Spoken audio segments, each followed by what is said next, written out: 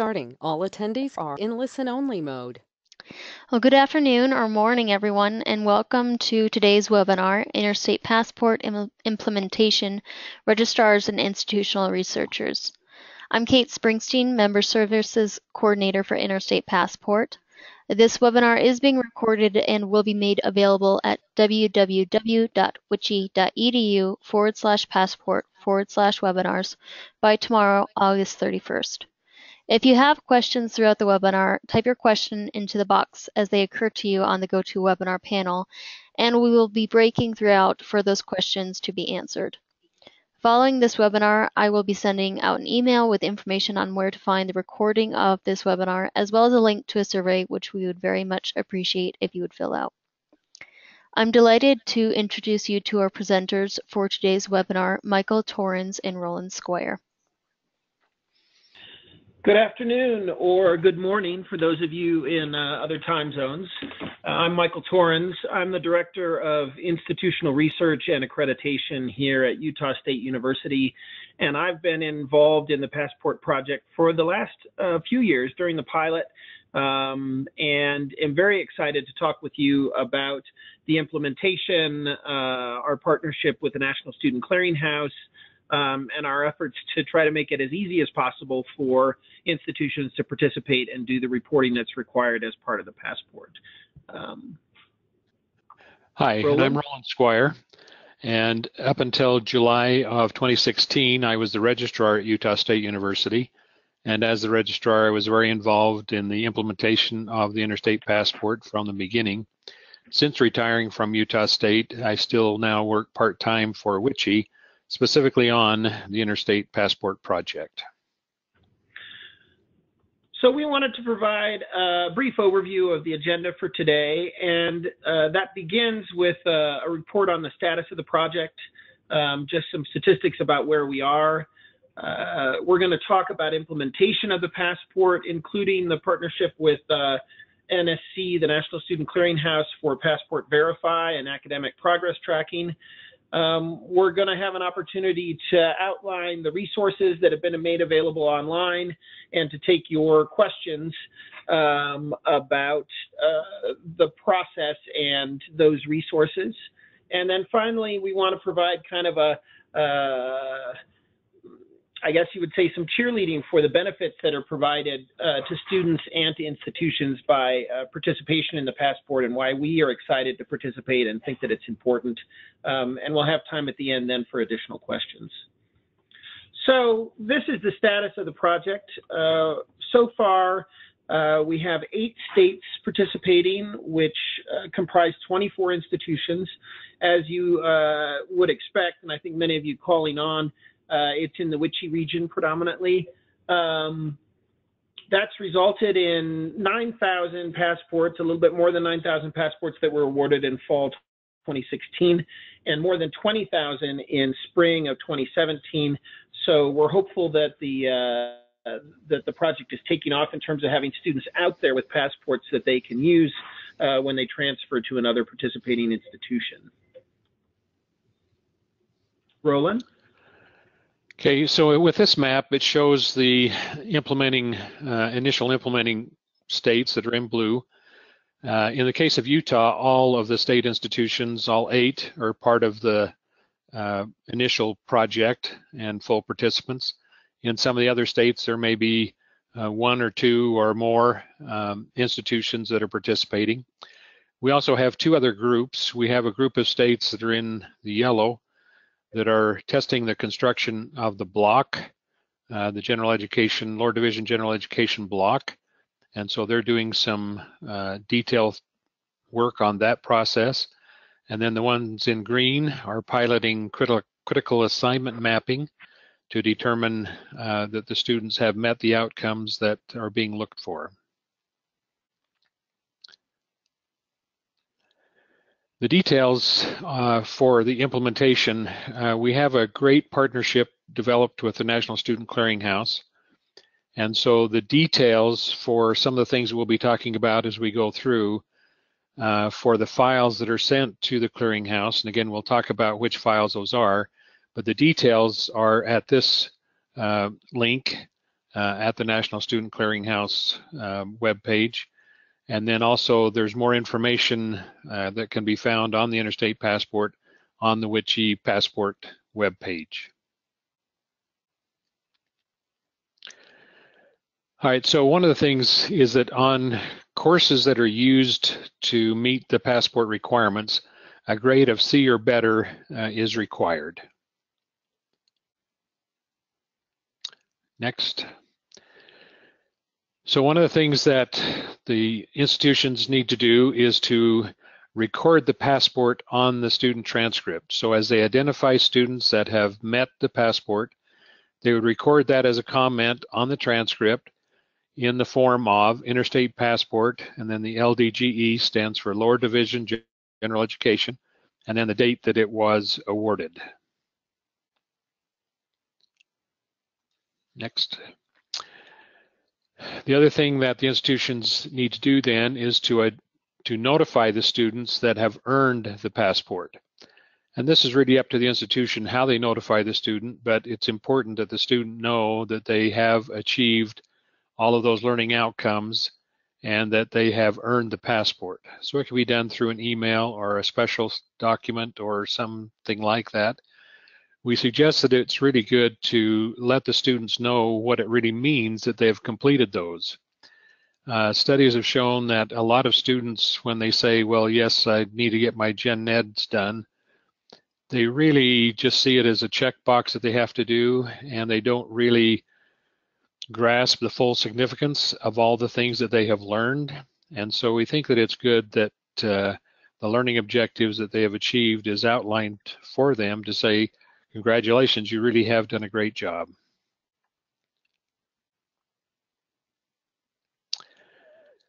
Okay, then the other thing that is done once you identify the students that have earned the passport is to submit that list of students to the National Student Clearinghouse. This is done so that, as we talk about later, that institutions that are receiving transfer students can query the clearinghouse to see which ones have earned the passport so they can properly advise the students. So it's important to, at the end of a term, and we don't mean the day after term ends, but as you do your normal end of term processing, as soon as you can, to submit a file to the clearinghouse so the clearinghouse has that information about those students that have earned the passport. That way, students, as they transfer to their institutions, can be properly advised.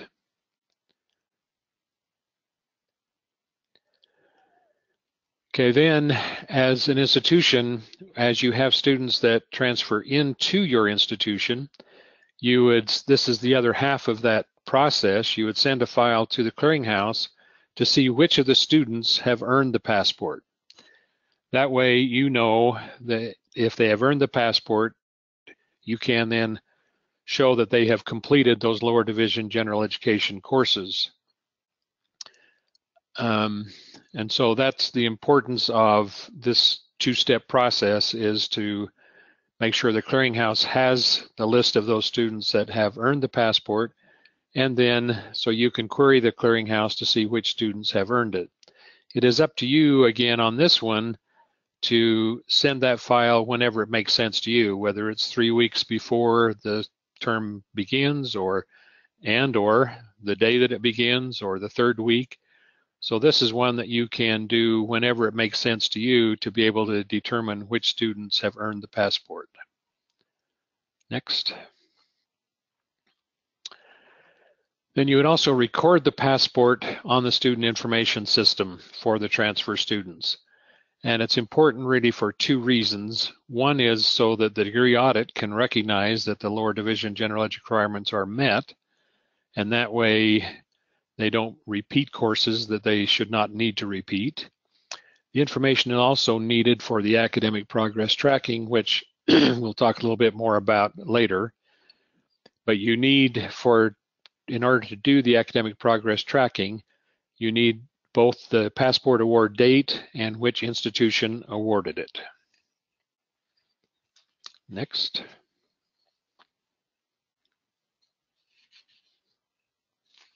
And Michael? Before we talk about the resources on this slide, we talked about breaking here very briefly to see if any questions had been typed in about the information on the passport implementation to date. I think because we're recording this, Kate was going to read any questions.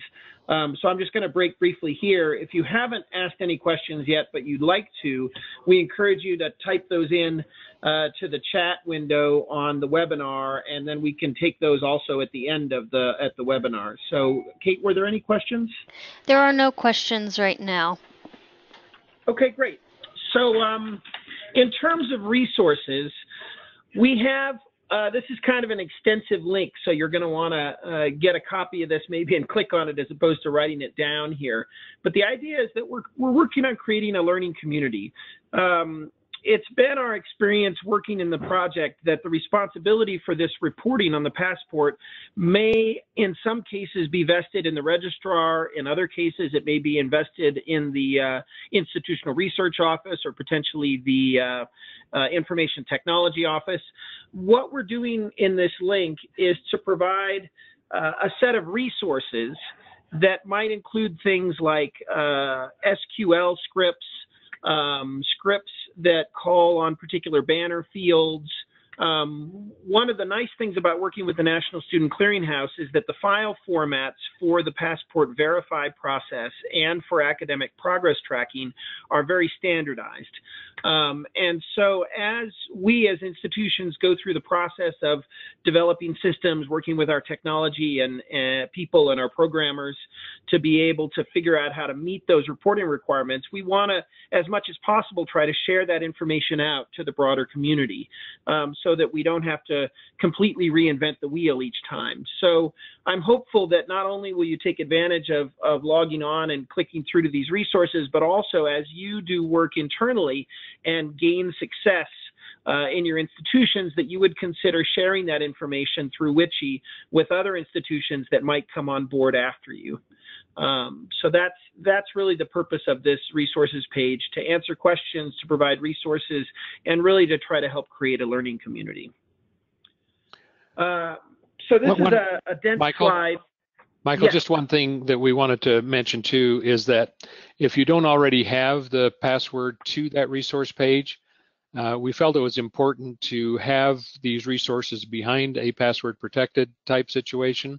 And if you do not have that and would like it, you could just contact one of the Witchy staff and they'll provide that to you. Great, thanks for clarifying that, Roland. I think that's important. So in terms of the registrar or the institutional research role, and again, as I mentioned, it might depend on your organizational structure, who's responsible here.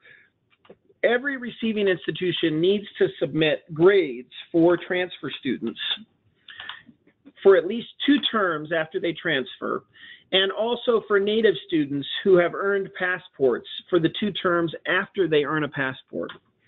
And the purpose of that is to provide a benchmark so that you know how your passport students are doing after they transfer. And every participating institution is going to receive an annual report on the academic progress of their students who transfer to other passport institutions. So when I first heard about this, I was kind of excited as an institutional researcher. I said, you know, usually it's difficult to know how our students are doing, or impossible in many cases to know how they're doing after transfer. So the idea that I could get information about our transfer students and how they were doing, and also know how effective our passport program was in terms of helping prepare them for success after transfer, was really exciting to me. The information that's provided is de-identified. So one of the things about submitting the information as a participating institution is you're going to have to work with your technology staff or your institutional research office or your programmer within the registrar's office to create a de-identified reference table. So I think all of us have student IDs, associated IDs or PIDMs in the banner system for our students. And what we've done here at Utah State is create a cross table that has a randomized number that's associated with a student identification. So we submit that randomized number to the National Student Clearinghouse so they can distinguish between students since we're reporting across multiple terms. But that information then is not available out in the world, so the student is de-identified in that National Student Clearinghouse database. But we need to have that work done internally, and at this point we've had multiple institutions that have had to do that work, so I think we have a lot of support for institutions that haven't yet completed that step. I'd also want to mention that the Passport Review Board receives an annual report which is only the aggregated data of how Passport students are doing in terms of their academic progress so that they can track and evaluate the overall program. So in terms of benefits to students, we believe, first of all, this can provide a better understanding of what students are getting out of the general education program.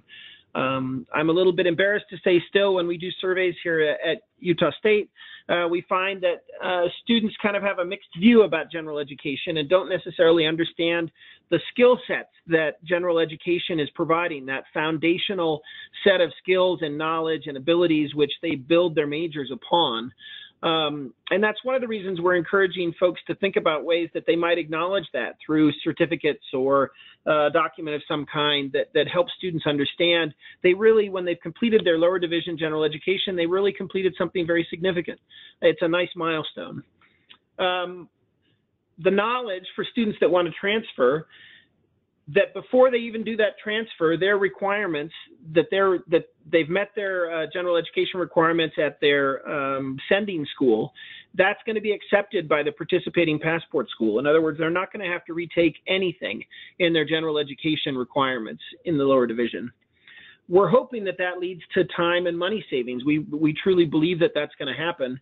And as a result, that students will graduate faster, that more students will graduate. There's some percentage of students where the fact that not all of their courses are articulated across, for example, in general education, they're having to do retakes, it can lead to them not completing or taking more time or money to have to complete. So in terms of benefits to institutions, it's a simplified transfer process. So, if the general education has been completed, then you can stamp that as completed and move on. It provides for efficient use of general education courses. So if you have students that are having to do retakes, they might be taking up seats of students who need those seats. And to be honest, if they have the skill set that's already required, then that's not the highest and best use of your general education resources. And finally, we believe that it's going to lead to higher retention and graduation rates on the margins, that we will actually be able to see the benefit of students being able to transfer with a passport for our passport students. So I think at this point, we were hopeful to take questions. If you haven't yet had a chance to type in a question, you'd like us to talk about other issues or elaborate on some of the things that we discussed, I'd encourage you to type that in now if you haven't already. Kate, do we have any questions? Yeah, we have a question about getting some more details about Interstate Passport in general. The question is, as an institution in a state not yet using the passport, we're unfamiliar with the details. What exactly is it? Is it a number of credit hours or specific course requirements? I can take a shot of that. So with the Interstate Passport, it was really initiated by the chief academic officers from the two-year schools that felt like there was an issue with students that transfer.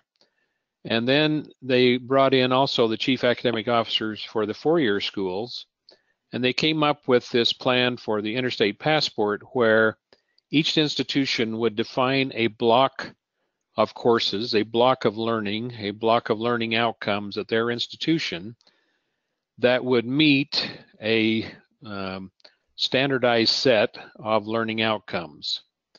So it was really based on, here's a set, and I think it ends up to be like 62 learning outcomes. And each institution can define their block as long as that total block meets all of those learning outcomes.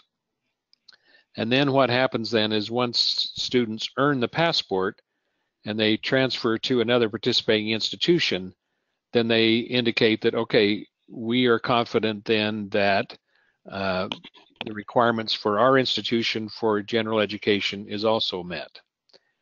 Part of the thing with the academic progress tracking, the term that gets used is trust and tracking.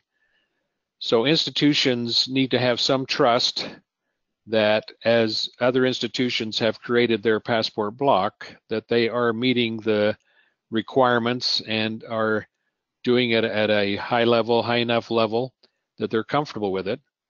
But then part of the academic progress tracking is to make sure that students are doing just as well as they transfer in and have transferred in with a passport, that they're doing just as well or better than the native students at that institution.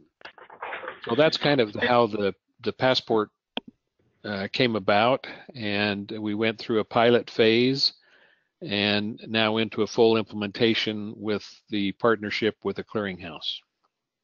And Roland, if I can add a little bit more background, I mean, the reason that the chief academic officers in which he came together in this way, you know, Utah is a state where you would think that these problems have all been solved, right? We have common course numbering, we have a common core for general education, there's a whole series of things, and yet we still find that in some cases we have students having to do retake to complete general education, things time out. There's a variety of reasons that's a challenge. And then if you take Utah State specifically, we are less than an hour away from the border with Idaho. We have students transferring to multi-state regions, and I think we see that more and more in higher education.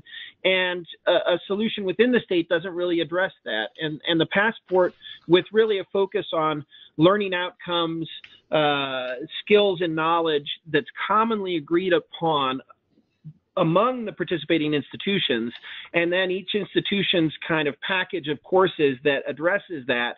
We're hopeful that this is something that can really help students who are moving from one institution to another, and sometimes, as we've seen, you know, ourselves here at Utah State, struggle because they feel like they're having to retake things that they already know and can do. So Kate, additional questions? I actually don't have any more questions right now.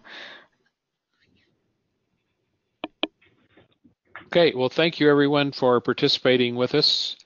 We appreciate it. And again, you can also contact us later as you have questions, and we'll be glad to address those. Oh, Roland and Michael, I did just get one more question in. Great. Okay. The follow-up question to the first one is it's related to the outcomes. Do they decide, for example, that their philosophy courses meet 2 outcomes and our English class meets another?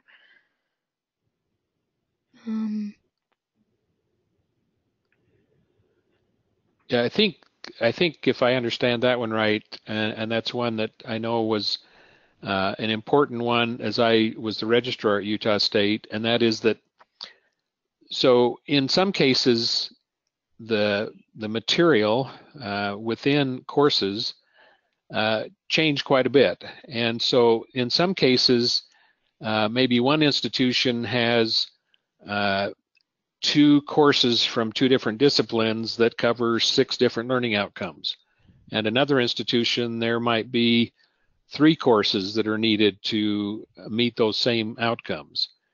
So it isn't a course-based thing. It's a matter of the block of courses have to, in total, meet all of the learning outcomes. So there isn't a one-to-one course to this outcome, this course to these 3 outcomes. It's the block has to meet all of the learning outcomes. There are, Roland, I think some credit expectations overall, or is that not true? Part of this is you're asking questions. The work that's been done to align the learning outcomes among institutions is actually being done on the academic side. So it's not WICHE that's kind of top down determined how the learning outcomes align with courses. We actually have working groups that are working on that issue between and among the institutions. So I guess if there's a new institution on the line who's interested in exploring this, I'd encourage you to pursue that with WICHE, who can kind of put you directly in touch with the folks who have been involved in doing that alignment work and establishing kind of the expectations for the learning outcomes and for the blocks.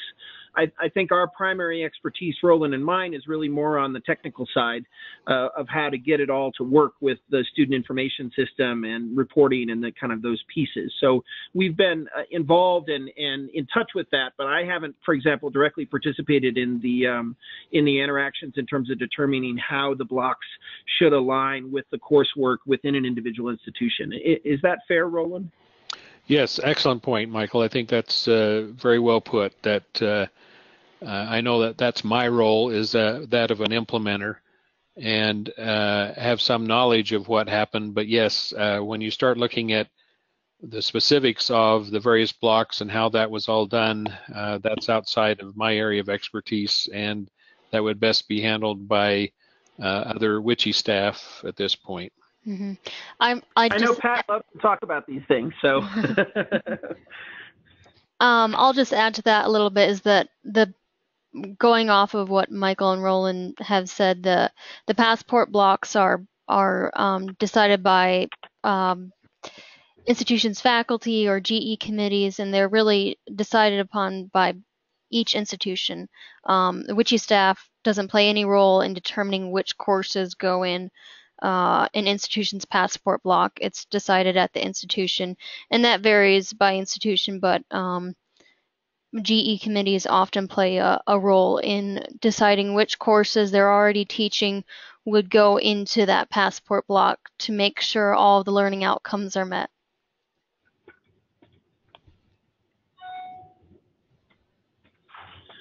Were there any other follow-ups, Kate, or?